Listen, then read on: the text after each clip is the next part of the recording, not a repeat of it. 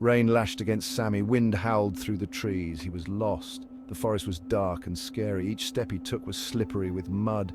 Branches scratched at his clothes. Lightning flashed. Thunder boomed. He just wanted to go home. Sammy hugged himself, trying to stay warm. The storm seemed to be getting worse. He could barely see a thing. Every shadow looked like a monster.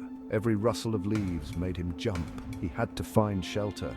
He stumbled forward, desperate for any sign of safety. The rain soaked through his clothes. His teeth chattered. Suddenly he saw it. A faint light flickered in the distance. Hope surged through him. Could it be a house? He had to find out. Sammy ran towards the light. His heart pounded with nervous excitement. As he got closer, he realized it was coming from a building. It looked like a small hut, barely bigger than a shed. He cautiously approached, his hand shaking as he reached for the door. It was made of rough wood, half rotted and covered in moss. The light spilled out from under the door, casting eerie shadows on the ground. He took a deep breath and pushed the door open. It creaked loudly, like a scream in the night. The wind howled outside, as if angry that he had dared to enter. Sammy stepped inside, his eyes struggling to adjust to the dim light.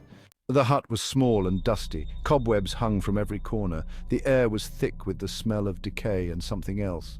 Something he couldn't quite place. In the center of the room, a single candle flickered on a rickety table. He looked around.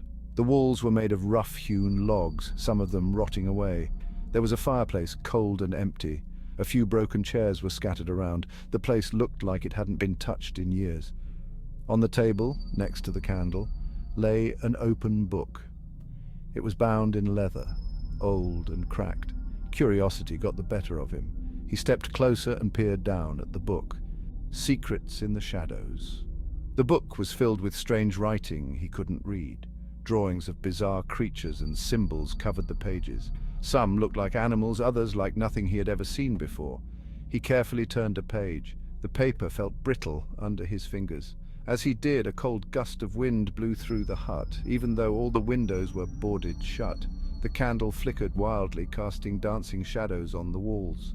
Sammy shivered. He felt a chill run down his spine. He tried to close the book, but it wouldn't budge. It was like it was glued open. He pulled harder, but it wouldn't move. Frustrated, he gave up and turned away. That's when he heard it. A soft whisper, right in his ear. It sent shivers down his spine. A ghostly presence. "Get out," the whisper hissed. He spun around, his heart pounding in his chest. There was no one there. He was alone. He told himself it was just the wind. But deep down, he wasn't so sure.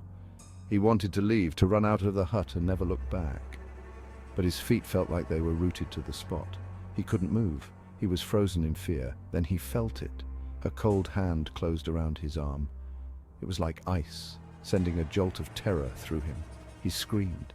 Fleeing in terror, Sammy ripped his arm free and ran. He didn't look back. He didn't care where he was going, as long as it was away from that horrible hut. He could hear the whisper following him, echoing through the storm. "Get out! Get out!" He burst out of the hut and into the storm. The rain had stopped, but the wind still howled. He ran until he couldn't run anymore. He collapsed on the muddy ground, gasping for breath. He never went back to the forest. The memory of that night, the hut, the book, the whisper, and the icy cold hand haunted his dreams. He never spoke of it to anyone, but sometimes when it was stormy, he could almost hear that voice again, whispering on the wind, "Get out."